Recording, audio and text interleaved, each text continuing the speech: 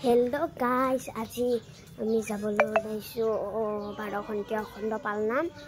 আৰু এতিয়া মই ৰেডি হৈ ললো মোক কেনেকুৱা লাগিছে ক'ব ইয়াৰে মাজতে এইখনমান ফটো দি দিম চাব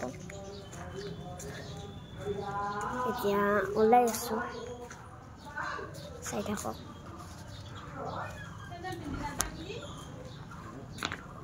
আপোনালোকে মোৰ ভিডিঅ' চাই থাকিব মোৰ ভিডিঅ' চাই ভাল পাই যদি লাইক কমেন্ট শেয়াৰ কৰি দিব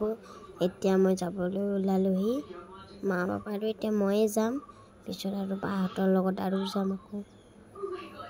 এইটো মই আহি পালো নামঘৰত ইয়া পূজা পাতল চলি আছে সকলোৱে চাই থাকক শেষলৈ